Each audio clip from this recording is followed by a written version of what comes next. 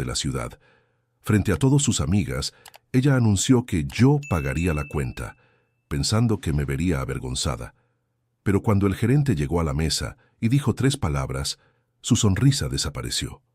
Aquella noche descubrí que ciertas personas solo respetan a quien tiene poder, y yo tenía mucho más de lo que ella imaginaba.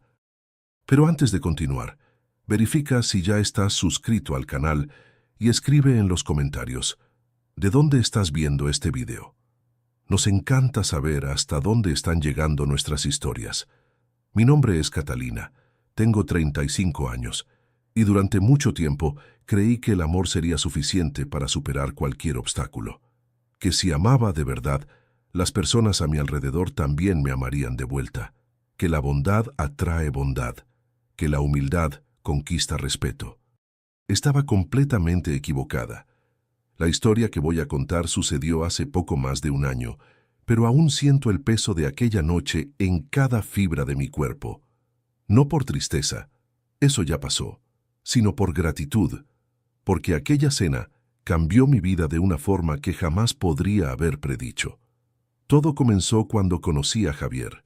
Era guapo, educado, tenía una sonrisa que derretía cualquier defensa que intentara construir.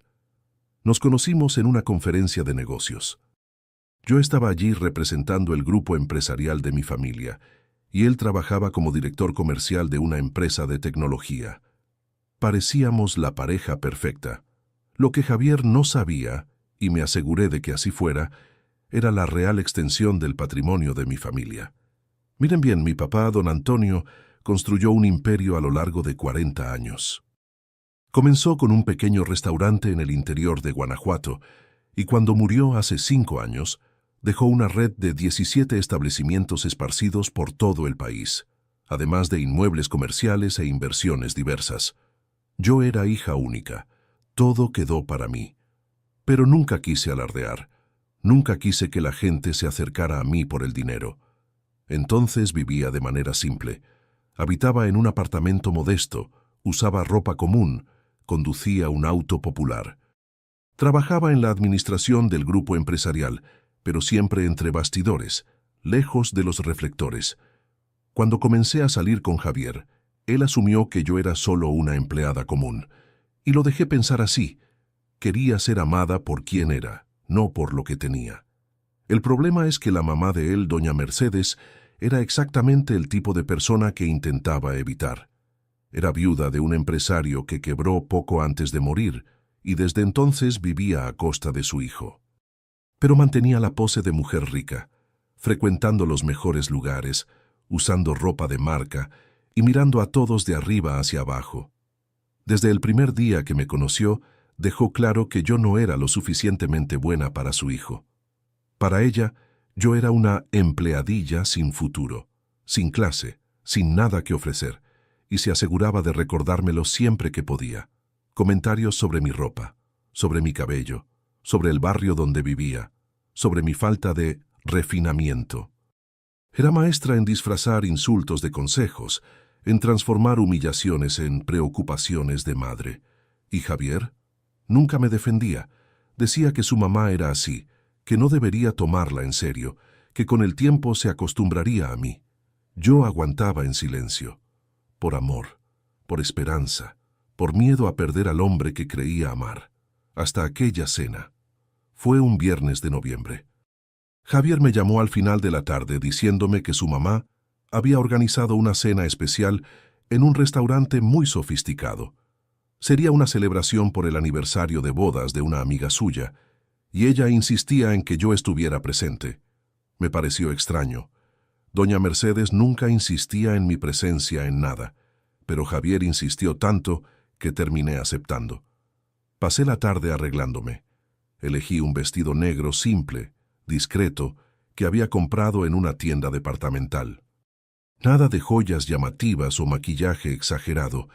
Quería parecer presentable, pero sin intentar competir con aquellas mujeres que seguramente estarían cubiertas de oro. Cuando Javier pasó a recogerme, me miró con una expresión extraña. No sé si era lástima o vergüenza, quizás ambas. El restaurante estaba en la parte más exclusiva de la ciudad. Era un lugar que yo conocía muy bien. más de lo que cualquier persona en aquella mesa pudiera imaginar. Se llamaba la Maison Dorée y era la joya de la corona de nuestra cadena. El más lujoso, el más exclusivo, el más caro. Mi papá había inaugurado aquel restaurante hace 20 años, como regalo de cumpleaños para mi mamá. Ella siempre soñó con tener un lugar elegante donde pudiera recibir a sus amigas. Papá transformó ese sueño en realidad y cuando mamá murió, hace 10 años, él mantuvo el restaurante funcionando en su memoria. Yo era la dueña de aquel lugar, pero nadie allí lo sabía. Cuando llegamos, doña Mercedes ya estaba en la mesa principal, rodeada de sus amigas. Eran 5 mujeres de la misma edad, todas vestidas como si estuvieran en un desfile de moda, todas con la misma mirada de superioridad. Me vio y abrió una sonrisa que no llegó a sus ojos. «Catalina, cariño, qué bueno que hayas venido. Siéntate aquí, a mi lado». Eso me puso en alerta. Doña Mercedes nunca me quería cerca. ¿Por qué ahora insistía en que me sentara a su lado? Me senté. Javier se sentó al otro lado de la mesa, entre 2 de las amigas de su mamá, que inmediatamente comenzaron a charlar con él. La cena comenzó con champán. Luego vinieron los aperitivos, los platos principales, los postres, todo de lo mejor que el restaurante tenía que ofrecer.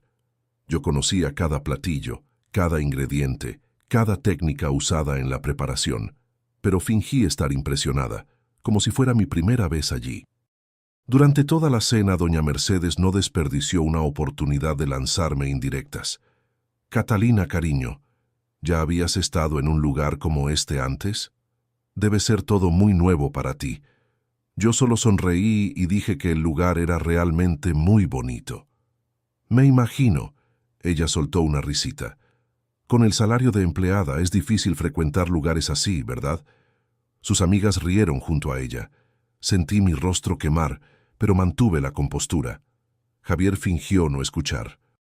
Cuando el postre fue servido, ya estaba exhausta. No de la comida o las bebidas, sino de la tensión constante, de las indirectas, de las miradas de burla. Solo quería irme. Pero entonces, doña Mercedes hizo su movimiento final. Llamó al camarero y pidió la cuenta. Cuando él trajo la pequeña carpeta de cuero, ella la agarró, la abrió, miró el valor y su sonrisa se ensanchó más aún. «Ay, Dios mío», dijo en voz alta, asegurándose de que todos en la mesa escucharan. «Esta cuenta está absolutamente exorbitante. Casi 19,000 pesos». Sus amigas abrieron los ojos en sorpresa. Algunas soltaron exclamaciones, y entonces doña Mercedes se giró hacia mí. «Catalina, cariño, tú no te importaría pagar, ¿verdad? Después de todo, fuiste tú quien más comió y bebió toda la noche». Eso era mentira. Apenas había tocado la comida. Pero a ella no le importaba la verdad. Todas las mujeres en la mesa me miraron.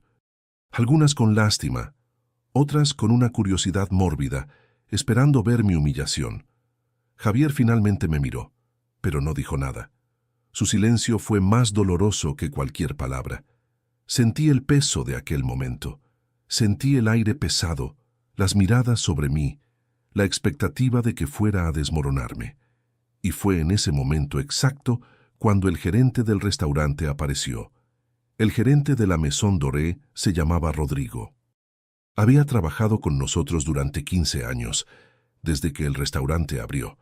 Era un hombre discreto, profesional, absolutamente leal a mi familia. Y cuando vio la escena que se estaba desarrollando, entendió inmediatamente qué estaba sucediendo. Se acercó a la mesa con pasos tranquilos, su expresión ilegible. «Buenas noches», dijo, su voz cortando el murmullo de la mesa. «¿Está todo bien aquí?». Doña Mercedes se enderezó, satisfecha de tener otra testigo para mi supuesta humillación.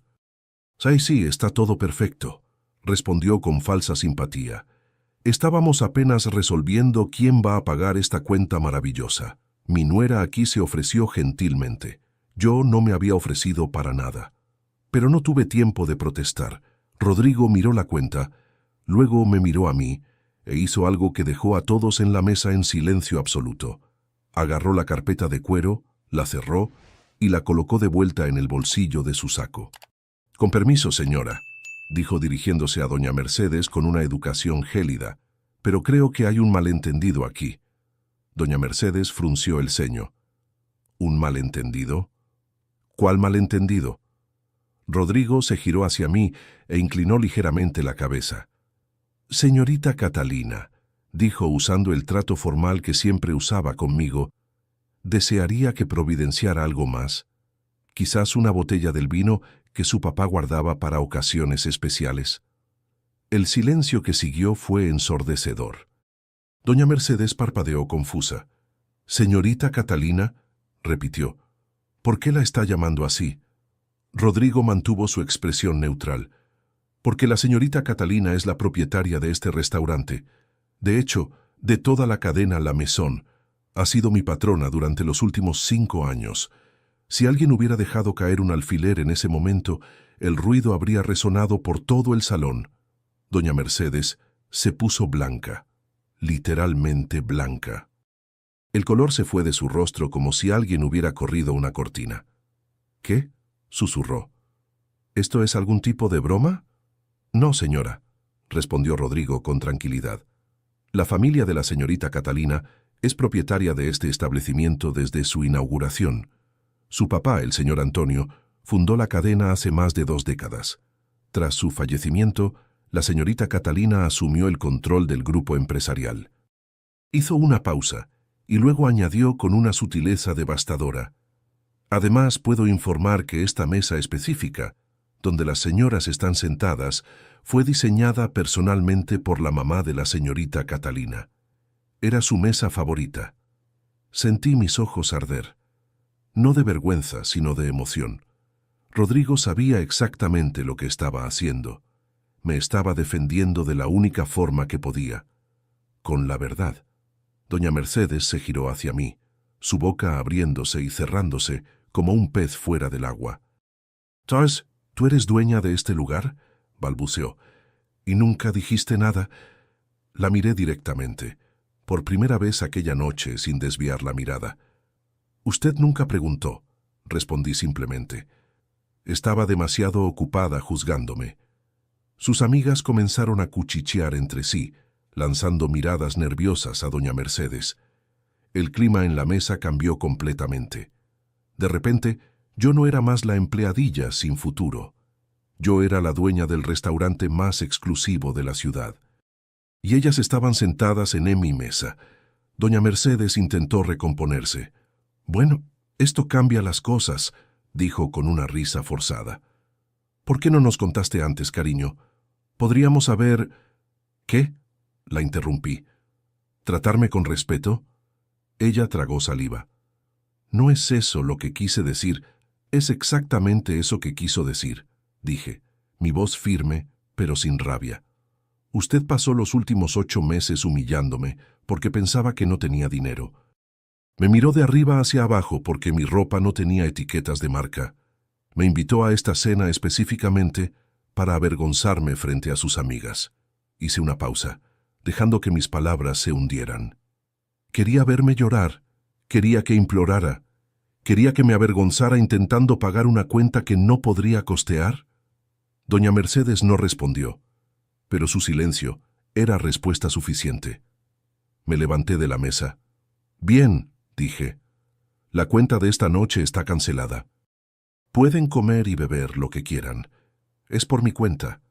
Entonces me giré hacia Javier, que continuaba sentado, paralizado, sin decir una sola palabra en mi defensa. «Pero tú», dije dirigiéndome a él, «tú y yo necesitamos hablar». Sin esperar respuesta, caminé hacia la salida. Rodrigo me acompañó discretamente, asegurándose de que ningún funcionario me parara. Cuando llegué al vestíbulo del restaurante, respiré profundamente. Mis manos temblaban, no de miedo, sino de adrenalina. Acababa de hacer algo que nunca pensé ser capaz de hacer: defenderme. Pocos minutos después, Javier apareció. «Catalina, espera», dijo, intentando alcanzarme. «Tenemos que hablar». «De acuerdo», respondí girándome para encararlo. «¿Por qué nunca me dijiste que tu mamá estaba planeando esto?». Él desvió la mirada. Yo no sabía que ella iba a hacer eso. No me mientas, lo interrumpí. Tú lo sabías. Siempre supiste qué tipo de persona es ella y nunca hiciste nada para protegerme. Javier se pasó la mano por el cabello frustrado. Es complicado, Catalina. Ella es mi mamá. Y yo soy tu novia, respondí. O al menos lo era. Él abrió los ojos de par en par. ¿Qué quieres decir con lo era? Lo miré con una tristeza que se había estado acumulando durante meses. Javier, yo te amo, o al menos creía que te amaba. Pero el amor no es solo cariño y momentos buenos. El amor es protección, es asociación, es tener a alguien de tu lado cuando el mundo intenta derribarte. Hice una pausa. Y tú nunca estuviste de mi lado ni una sola vez. Eso no es justo, protestó. Yo estaba en una posición difícil. No, lo corté. Estabas en una posición cómoda. Era más fácil quedarte callado que enfrentar a tu mamá. Era más fácil dejarme ser humillada que comprar una pelea. Continué. Y lo peor de todo, nunca te interesó saber quién era yo de verdad. En 8 meses de relación, nunca preguntaste sobre mi familia, sobre mi trabajo, sobre mis sueños. Solo asumiste que yo era una empleadilla, porque eso era lo que tu mamá decía. Javier se quedó en silencio. Yo podría haberte contado sobre la herencia, admití. Podría haberte mostrado quién soy realmente. Pero, ¿sabes por qué no lo hice? Porque quería ser amada por quien soy, no por lo que tengo. Y ahora veo que nunca me amaste de verdad. Solo estabas conmigo porque yo era conveniente. Intentó argumentar, pero las palabras no salieron. Se acabó, Javier, dije finalmente. Nosotros se acabamos. Y antes de que pudiera responder, entré en mi auto y me fui. Mientras conducía por las calles de la ciudad, lágrimas escurrían por mi rostro. No de tristeza por el fin de la relación, sino de alivio. Era como si un peso enorme hubiera sido quitado de mis hombros. Por primera vez en mucho tiempo me sentía libre. Los días que siguieron a aquella noche fueron extraños. Esperaba sentir arrepentimiento, o al menos dudas. Esperaba despertarme en medio de la noche, cuestionándome si había hecho lo correcto. Pero no. Cada mañana abría los ojos con una certeza cada vez mayor de que había tomado la decisión correcta. Javier intentó llamarme docenas de veces. Mandó mensajes pidiéndome que habláramos, jurando que las cosas serían diferentes. Su mamá, sorprendida, también intentó ponerse en contacto, pero con un tono completamente diferente al habitual. De repente, yo era cariño de verdad. De repente, ella siempre supo que yo era una muchacha especial. Los bloqueé a ambos, no por rabia, sino por autopreservación. Yo sabía que si cedía, si dejaba que esas voces entraran nuevamente en mi vida, terminaría volviendo al mismo ciclo de desrespeto y silencio. Me concentré en el trabajo. El grupo empresarial de mi familia requería atención constante. Eran 17 restaurantes para administrar, además de inmuebles comerciales e inversiones. Tenía un equipo competente que cuidaba de las operaciones diarias, pero las decisiones estratégicas pasaban por mí. Siempre fui buena con números. Me gradué en administración a los 23 años y poco después comencé a trabajar con mi papá aprendiendo los secretos del negocio. Él era un hombre sencillo que comenzó la vida vendiendo tortas en una feria del interior y construyó todo de cero con trabajo duro y honestidad. Cuando enfermó 3 años antes de fallecer, me pasó el control total del grupo empresarial. Dijo que confiaba en mí más que en cualquier otra persona en el mundo, que yo tenía la cabeza de mi mamá, soñadora, y las manos de él, trabajadoras. Honrar ese legado era mi misión de vida. 2 semanas después de la cena, recibí una llamada que lo cambiaría todo nuevamente. Era de mi abogado, licenciado Guillermo, que cuidaba de los asuntos jurídicos de la familia durante décadas. «Catalina», dijo su voz seria, «necesitamos conversar en persona. Es sobre la Maison Doré». Mi corazón se aceleró. «¿Qué pasó?» «Prefiero explicar en persona. ¿Puedes venir a mi oficina mañana a las 10?» Acordé, pero pasé la noche entera sin dormir, imaginando qué podría ser. Al día siguiente llegué a la oficina del licenciado Guillermo puntualmente. Me recibió con un abrazo, cosa rara para un hombre tan formal, y me llevó a su sala. «Siéntate», dijo señalando una butaca. «Lo que tengo para decirte es complicado». Me senté con las manos entrelazadas en mi regazo. «Habla ya, licenciado, el suspenso me está matando». Él suspiró. «Sabes que tu papá tenía un hermano, ¿verdad? El tío Raúl». Yo asentí. El tío Raúl era el hermano menor de mi papá, con quien había peleado hace más de 20 años por causa del dinero. Raúl quería parte del negocio, pero no quería trabajar. Quería ganancias sin esfuerzo. Mi papá se rehusó, y los dos nunca más se hablaron. «¿Qué tiene que ver el tío Raúl?», pregunté. «Él entró con una demanda en tu contra», dijo el licenciado Guillermo sin rodeos. «Está reclamando el 50% de todo el grupo empresarial, incluyendo la Maison Doré». El aire salió de mis pulmones como si alguien me hubiera dado un puñetazo en el estómago. «¿Qué? ¿Cómo es posible?». El licenciado Guillermo abrió una carpeta y me mostró los documentos. Él alega que tu papá nunca dividió correctamente la herencia de tu abuelo. Dice que tiene derecho a la mitad de todo lo que tu papá construyó, porque parte del capital inicial vino de una supuesta herencia conjunta. «Eso es mentira», exclamé. «Mi papá empezó sin nada». Él me lo contó 1000 veces que el primer restaurante fue abierto con dinero que ahorró trabajando en ferias. «Lo sé», dijo el licenciado Guillermo con calma, «pero Raúl presentó documentos que, según él, prueban lo contrario. Será una batalla judicial larga y desgastante». Sentí las paredes de la sala cerrándose sobre mí. ¿Qué puede pasar si él gana? En el peor escenario, pierdes la mitad del patrimonio. Podrías tener que vender algunos restaurantes, incluyendo la Maison, el restaurante de mi mamá, el lugar donde sentía su presencia más fuerte. «No voy a dejar que eso suceda», dije, mi voz temblando de rabia. Ese hombre no movió un dedo para ayudar a mi papá cuando estaba vivo. No apareció en el funeral. No mandó un mensaje cuando mi mamá murió. ¿Que ahora quiere la mitad de todo? El licenciado Guillermo asintió. «Desafortunadamente la justicia no siempre es justa, pero vamos a luchar con todo lo que tenemos». Salí de la oficina con la cabeza dando vueltas. En cuestión de semanas, mi vida había sido volteada de cabeza. Primero el fin de la relación, ahora esto. Era como si el universo estuviera probando todos mis límites, pero no iba a rendirme. No después de todo lo que mi papá había construido. No después de todo lo que había superado. Volví a casa y pasé la noche entera revisando documentos antiguos. Cartas de mi papá, recibos, contratos amarillentos por el tiempo. En algún lugar de aquella papelería tenía que haber pruebas de que Raúl estaba mintiendo. Y yo iba a encontrarlas. Los días siguientes fueron consumidos por la investigación. Contrató un detective privado para escarbar en el pasado de Raúl. Descubrí cosas que me dejaron enojada.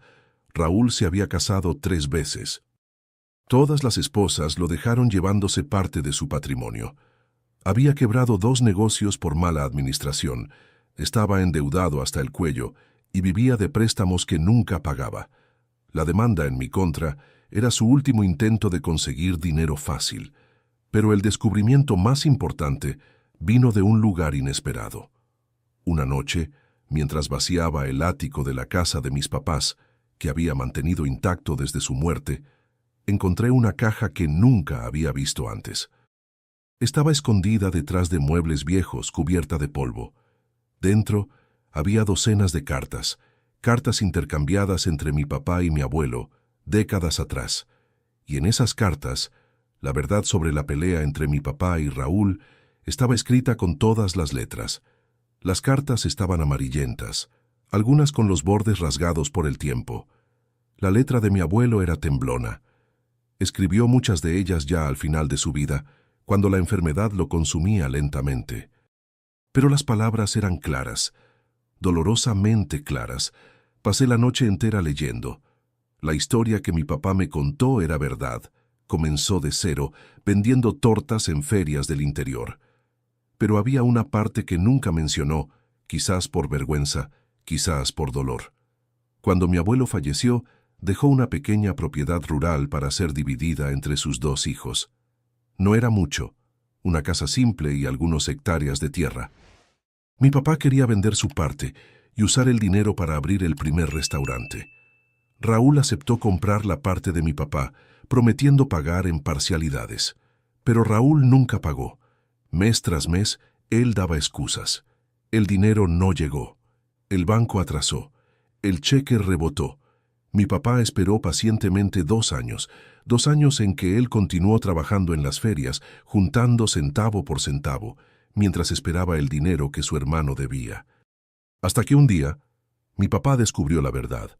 Raúl había vendido la propiedad entera a un hacendado local. Se quedó con todo el dinero y nunca pagó un centavo a mi papá. La carta en que mi papá escribió sobre esto a una prima lejana era de partir el corazón. Describía la traición, el dolor de ser engañado por su propia sangre. Decía que a partir de ese momento, Raúl estaba muerto para él, y nunca más volvieron a hablarse. Pero lo más importante estaba en la última carta de la caja, una carta de mi abuelo para mi papá, escrita pocos días antes de morir. En ella, mi abuelo confesaba que siempre supo el carácter de Raúl, que tenía vergüenza del hijo más joven, pero no podía abandonarlo completamente. Sin embargo, quería dejar algo registrado para el futuro. «Mi hijo», decía la carta, «Raúl no tiene derecho a nada que construyas con tus propias manos. Lo que crees será tuyo y de nadie más. Dejo aquí mi bendición y mi palabra final. Cualquier cosa que él reclame en el futuro será mentira.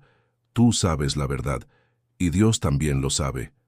La carta estaba firmada, fechada y tenía la huella dactilar de mi abuelo, una práctica común en la época para documentos importantes. Yo tenía en mis manos la prueba de que Raúl era un mentiroso. En la mañana siguiente, llamé al licenciado Guillermo y le conté sobre el descubrimiento. Se quedó en silencio por un largo momento. «Catalina», dijo finalmente, «esto puede cambiar todo. Trae estos documentos a la oficina inmediatamente». Pasé el día con él y su equipo, analizando cada carta, cada detalle. El detective que había contratado también trajo nueva información. Los documentos que Raúl había presentado en la demanda tenían inconsistencias graves. Fechas que no coincidían, firmas que parecían falsificadas. «Él fabricó las pruebas», dijo el licenciado Guillermo con indignación. «Eso es un crimen. No solo podemos ganar la demanda, sino demandarlo por fraude». Por primera vez en semanas sentí una pizca de esperanza. «¿Qué hacemos ahora?» «Preparamos nuestra defensa», respondió, «y nos vamos a la guerra». Los meses siguientes fueron los más intensos de mi vida. Audiencias, reuniones con abogados, noches sin dormir preparando documentos. Raúl intentó de todo: intimidación, ofertas de acuerdo, incluso una carta emocionada pidiendo disculpas y proponiendo que dividiéramos amigablemente. Yo rechacé todo. No era más sobre dinero, era sobre justicia, sobre proteger el legado de mi papá, sobre no dejar que un mentiroso y ladrón llevara lo que no era suyo. Durante este periodo, algo inesperado sucedió. Rodrigo, el gerente de la Maison Doré, se convirtió en una presencia constante en mi vida.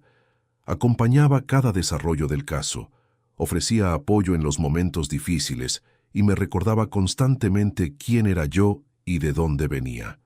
«Su papá estaría orgulloso», me dijo una noche, después de una audiencia particularmente difícil. «Usted es fuerte como él». «No me siento fuerte», confesé. «Me siento exhausta». Él sonrió. «La fortaleza no es ausencia de cansancio, Catalina. Es continuar incluso cuando estás exhausta». Aquellas palabras se quedaron conmigo. La audiencia final del proceso sucedió en un día lluvioso de julio. El tribunal estaba lleno. Abogados, testigos, curiosos que habían oído hablar del caso. Raúl estaba sentado del otro lado del salón, pareciendo mucho menos confiado que al inicio del proceso.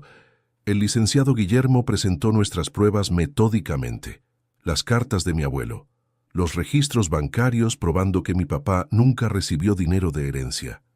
Los reportes de los peritos mostrando que los documentos de Raúl eran falsificados. Cuando llegó el turno de Raúl de declarar, se enredó en sus propias mentiras. Se contradecía en cada respuesta. Sudaba, tartamudeaba. La jueza lo observaba con una expresión que oscilaba entre el desprecio y la incredulidad. Al final de la audiencia, ella no necesitó mucho tiempo para deliberar. Este tribunal declara improcedente la acción movida por el señor Raúl en contra de la señorita Catalina, declaró su voz resonando por el salón. Más que eso, frente a las evidencias claras de falsificación de documentos y mala fe procesal, estoy remitiendo este caso para investigación criminal. Raúl empalidece. Intentó protestar, pero su abogado lo detuvo. Además, continuó la jueza, condeno al demandante al pago de todos los costos procesales e indemnización por daño moral a la demandada, en el valor de 300,000 pesos. Yo no podía creer lo que estaba escuchando. Habíamos ganado. Después de que la sesión fue encerrada, el licenciado Guillermo me abrazó. Se acabó, Catalina. Lo conseguiste. Pero cuando miré hacia el otro lado del tribunal, vi a Raúl mirándome con un odio puro en los ojos. Y en ese momento supe que no sería tan simple. La victoria en el tribunal debería haber sido el fin de todo. Pero ciertas personas no aceptan perder. En las semanas que siguieron a la decisión judicial, comencé a percatarme de cosas extrañas. Un auto que parecía seguirme cuando salía del trabajo, llamadas anónimas al despacho del grupo empresarial, mensajes amenazantes enviados a las redes sociales de los restaurantes. Al principio, intenté ignorar. Pensé que era paranoia, estrés acumulado de los meses de proceso. Pero cuando una de las ventanas de mi apartamento apareció rota sin explicación, supe que algo estaba muy mal. Contrató guardaespaldas, instalé cámaras, cambié mi rutina, pero la sensación de estar siendo observada no se iba. Una noche recibí una llamada de un número desconocido. Dudé en contestar, pero algo me dijo que debería hacerlo. ¿Aló? Destruiste mi vida. Era la voz de Raúl arrastrándose, como si estuviera borracho. Tú y tu papá maldito creen que son mejores que yo. Mi corazón se aceleró, pero mantuve la voz firme. Raúl, tú destruiste tu propia vida. No me culpes a mí. Vas a pagar, siseó. Tú y todo lo que ames. Ya lo verás. La llamada fue desconectada. Inmediatamente llamé a la policía y al licenciado Guillermo.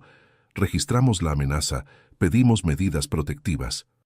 Pero yo sabía que un pedazo de papel no me protegería de alguien tan desesperado. Los días siguientes fueron tensos. Yo casi no dormía, sobresaltándome con cada ruido. Los empleados de la Maison Doré notaron mi cambio de comportamiento y comenzaron a preocuparse.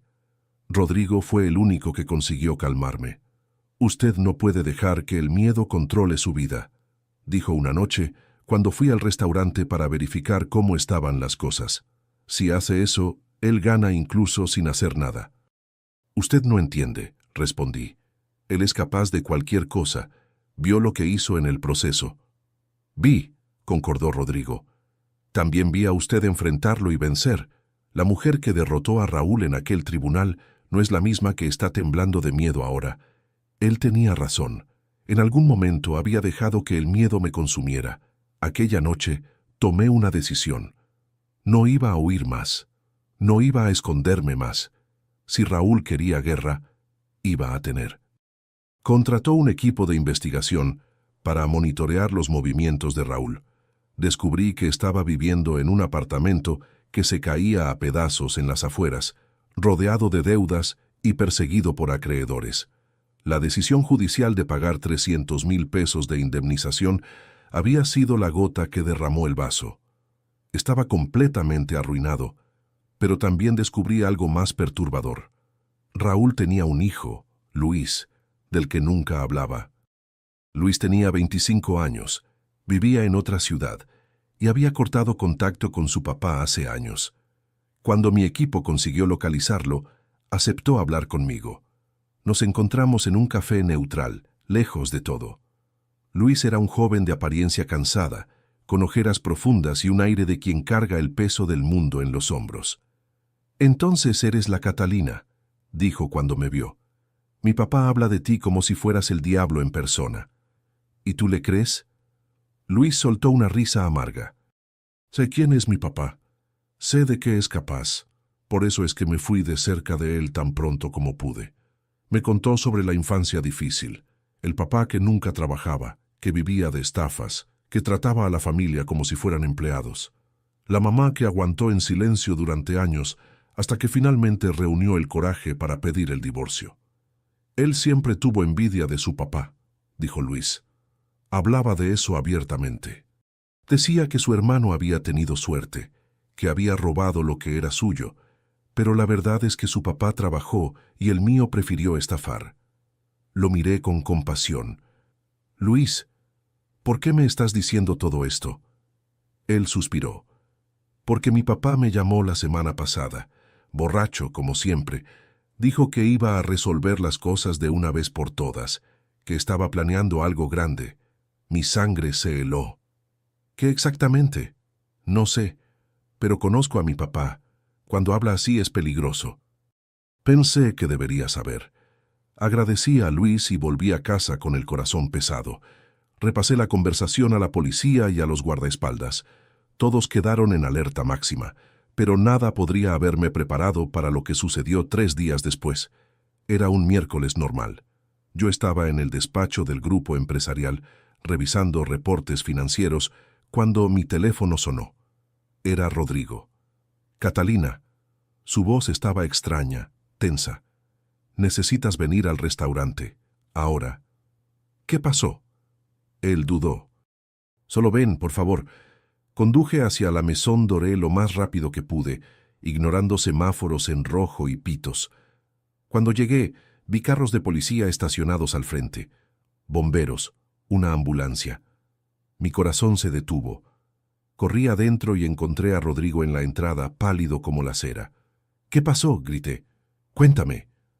Él señaló hacia la cocina. Incendio, dijo. Alguien lanzó algo inflamable por la ventana de los fondos. Conseguimos controlar antes de que se esparciera, pero... ¿Pero qué? Rodrigo tragó saliva. Encontramos a Raúl en los fondos.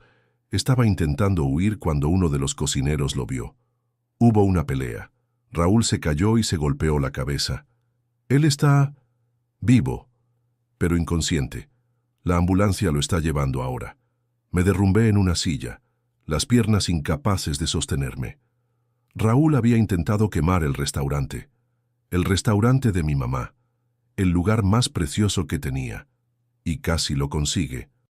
Los días que siguieron fueron un torbellino de emociones y procedimientos burocráticos. Raúl sobrevivió, pero quedó en coma durante una semana. Cuando despertó, fue inmediatamente arrestado y transferido a la ala médica de la prisión. Además de las acusaciones anteriores de falsificación de documentos, ahora enfrentaba tentativa de incendio criminal y daño al patrimonio. El abogado de Raúl intentó alegar insanidad temporal, desesperación financiera, cualquier cosa que pudiera reducir la pena. Pero las evidencias eran abrumadoras. Raúl había planeado todo.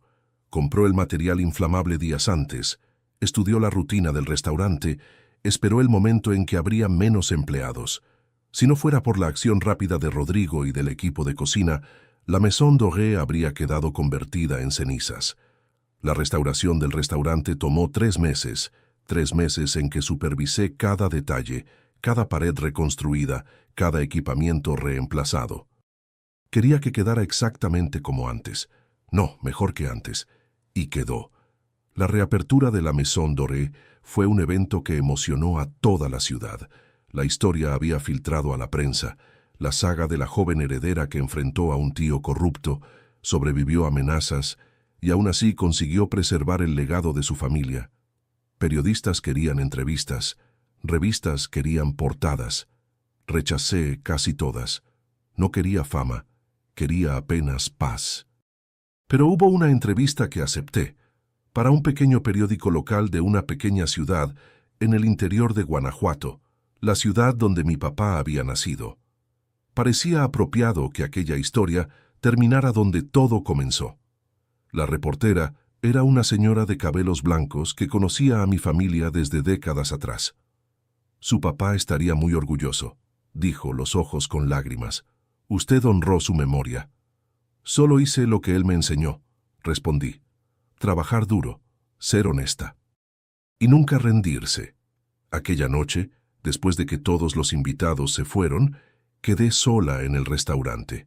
Me senté en la mesa que mi mamá había diseñado, la misma mesa donde doña Mercedes intentó humillarme meses atrás. ¿Cómo la vida había cambiado desde entonces? Pensé en Javier.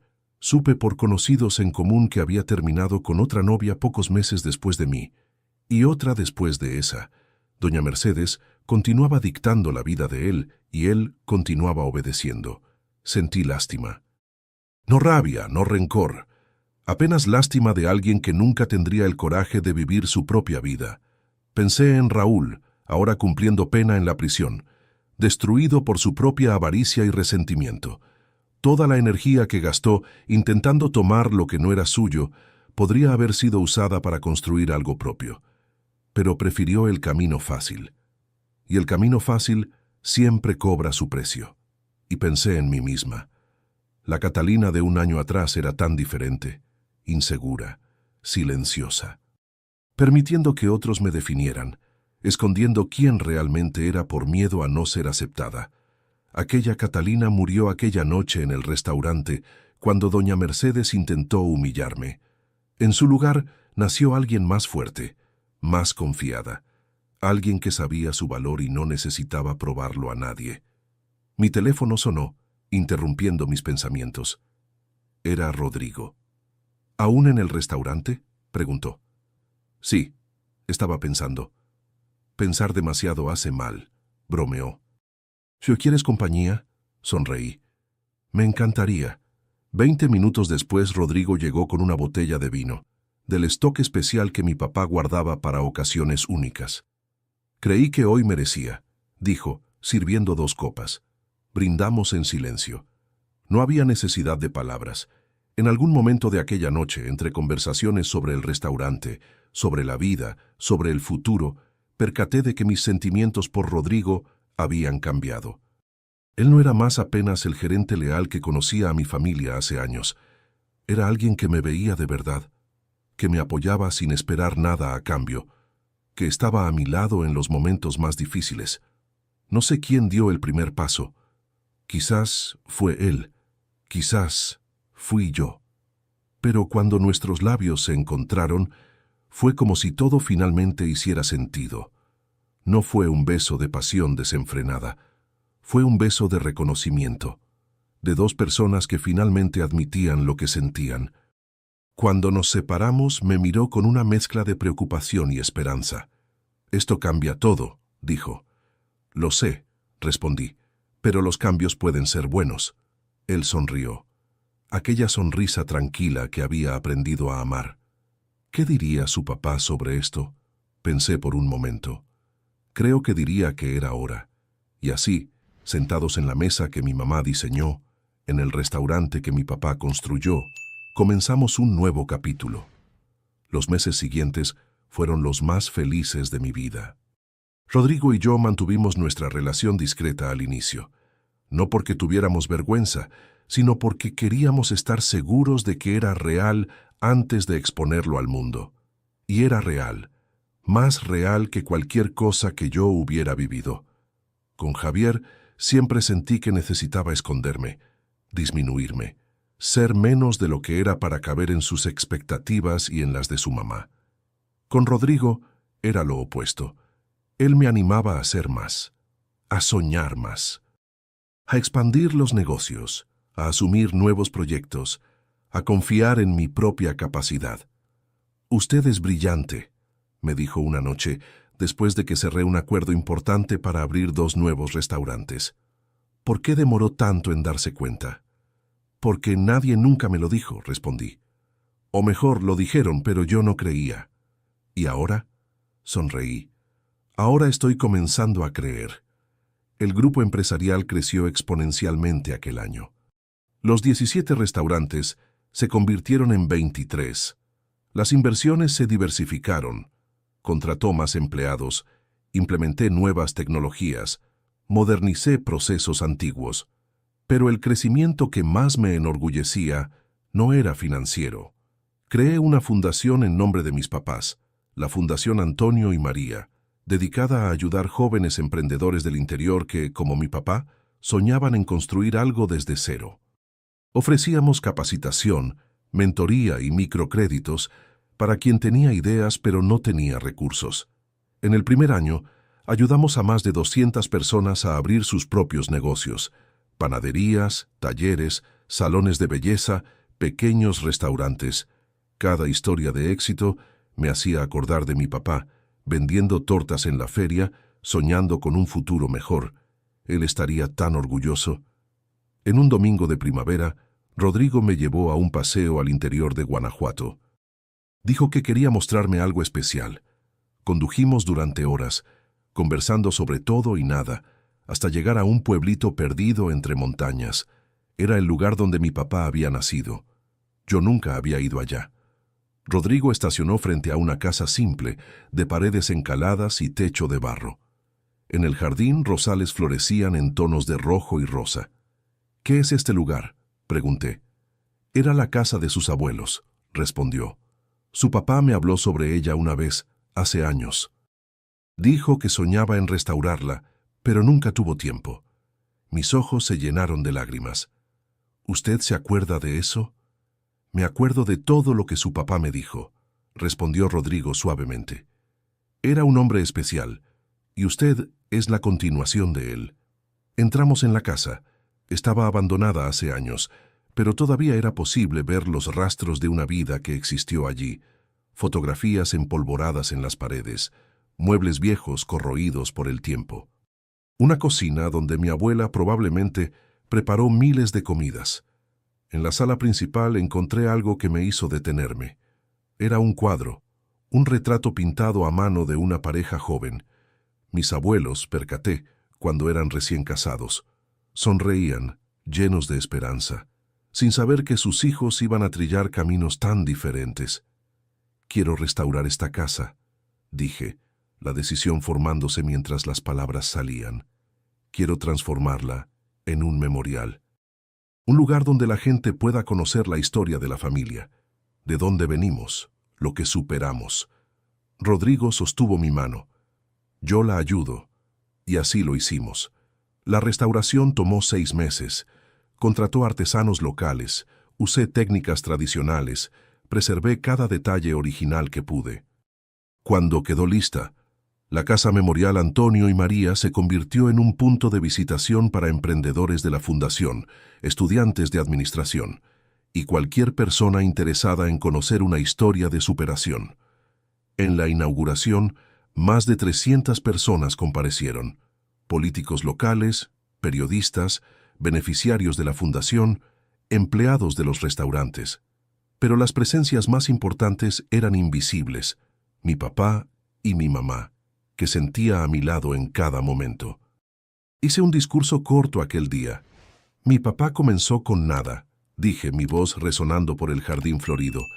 Tenía apenas 2 bienes, sus manos para trabajar y su corazón para soñar. Con eso, construyó un imperio, no un imperio de arrogancia u ostentación, sino un imperio de dignidad, de honestidad, de amor por lo que hacía. Hice una pausa, mirando la casa restaurada. Esta casa representa todo eso. Representa de dónde venimos y hacia dónde podemos ir cuando no nos rendimos. Representa que no importa dónde naces o cuánto dinero tengas, lo que importa es lo que haces con las oportunidades que la vida te ofrece. Aplausos resonaron. Vi lágrimas en muchos rostros. Rodrigo estaba en la primera fila, sonriendo hacia mí con aquel orgullo silencioso que siempre me hacía sentir invencible. Aquella noche, después de que todos se fueron, quedamos solos en el jardín de la Casa Memorial. Las estrellas brillaban como nunca había visto en la ciudad grande. El silencio era completo, quebrado apenas por el sonido de los grillos. «Catalina», dijo Rodrigo, su voz de repente seria. «¿Sí?». Él se arrodilló. Mi corazón se detuvo. «Yo quería hacer esto aquí», dijo, sacando una pequeña caja del bolsillo. En el lugar donde todo comenzó, en el lugar que representa su familia. Abrió la caja. Un anillo simple, elegante, brillaba bajo la luz de las estrellas. ¿Me daría el honor de casarse conmigo? No necesité pensar. Sí, respondí, las lágrimas ya escurriendo por mi rostro. 1000 veces sí. La boda sucedió 6 meses después, en el jardín de la Maison Dorée. Fue una ceremonia íntima, apenas amigos cercanos, empleados que eran como familia, y beneficiarios de la fundación que habíamos ayudado a lo largo del año. No queríamos pompa u ostentación, queríamos autenticidad. Usé un vestido simple, color champán, que mi mamá había diseñado años atrás para una ocasión que ella nunca vivió. Encontré el bosquejo entre sus pertenencias y mandé confeccionar. Era como si ella estuviera presente, vistiéndome para el día más importante de mi vida. Rodrigo lloró cuando me vio caminando por el corredor improvisado entre las mesas del restaurante. Lloré también. Creo que no hubo un solo ojo seco en aquel jardín. Cuando dijimos sí, cuando los votos fueron sellados, miré alrededor y percaté cuánto mi vida había cambiado. 3 años antes, yo era una mujer que se escondía, que tenía vergüenza de quién era, que dejaba que otros dijeran cuánto valía. Ahora yo era dueña de un imperio construido con amor, esposa de un hombre que me veía de verdad, fundadora de una institución que cambiaba vidas, y principalmente era alguien que finalmente conocía su propio valor. En la fiesta, mientras los invitados danzaban y reían, recibí un mensaje en el celular. Era de Luis, el hijo de Raúl. «Felicitaciones por la boda», decía. «Mi papá falleció en la prisión la semana pasada. Enfermedad del hígado. Pensé que usted debería saber. No estoy triste, estoy aliviado. Finalmente puedo seguir adelante. Espero que usted también pueda». Leí el mensaje 2 veces. Esperé sentir algo. Rabia, satisfacción, quizás hasta lástima. Pero no sentí nada. Raúl había dejado de existir para mí mucho antes de morir físicamente. Respondí simplemente: «Gracias por contarme. Deseo paz para ti». Y guardé el celular, volviendo a la fiesta. Algunas semanas después del matrimonio, descubrí que estaba embarazada. La noticia llegó como un regalo. Inesperado, abrumador, perfecto. Rodrigo y yo lloramos juntos durante horas cuando la prueba dio positivo. «Va a ser niña», dije, sin saber por qué. «Estoy segura». Y era. María Antonia nació en un día soleado de diciembre, exactamente un año después de la reapertura de la Maison Dorée. Tenía los ojos del papá y la sonrisa de la abuela que nunca conoció. Cuando la sostuve en mis brazos por la primera vez, sentí una conexión que trascendía cualquier cosa que hubiera experimentado. Allí estaba el futuro. Allí estaba la continuación de todo lo que mis papás habían construido. «Ella va a conocer la historia», susurré para Rodrigo, que estaba a mi lado en la sala de parto. «Va a saber de dónde vino. Va a saber que su bisabuela diseñaba vestidos y su bisabuelo vendía tortas. Va a saber que su familia superó traiciones, amenazas, incendios. Y va a saber que puede superar cualquier cosa también». Rodrigo besó mi frente. «Ella va a ser fuerte como la mamá», dijo. «Tengo certeza de eso. Hoy, mientras cuento esta historia, María Antonia está durmiendo en la sala al lado. Tiene 2 años, cabellos rizados y una personalidad que ya demuestra que no va a aguantar desaires. La Maison Dorée continúa prosperando. La fundación ha ayudado a más de 1000 emprendedores. La casa memorial recibe visitantes toda semana. Y yo, Catalina, finalmente encontré paz. Mirando hacia atrás, veo que cada obstáculo que enfrenté era necesario. Cada humillación, cada traición, cada noche sin dormir. Todo me moldeó para ser quien soy hoy. Aquella noche en el restaurante, cuando doña Mercedes intentó destruirme, fue en realidad el comienzo de mi liberación. Ella quiso mostrarme que yo no tenía valor. En su lugar, me mostró que yo tenía mucho más valor del que ella jamás podría imaginar. Si usted está viendo este vídeo y se identificó con alguna parte de mi historia, Quiero que sepa una cosa. Su valor no depende de cuánto dinero tiene, de qué ropa viste o de lo que otros piensan de usted. Su valor viene de quién es usted por dentro, de su bondad, de su honestidad, de su capacidad de continuar incluso cuando todo parece imposible. No deje que nadie lo disminuya. No deje que nadie defina quién es usted. Y si un día alguien intenta humillarlo en público, recuerde, a veces la mejor venganza es simplemente ser feliz. Ahora, si te gustó esta historia, haz clic en suscribirse y cuéntame en los comentarios. ¿Cuál parte te dejó con la boca abierta? Y no olvides convertirte en miembro para tener acceso a vídeos exclusivos que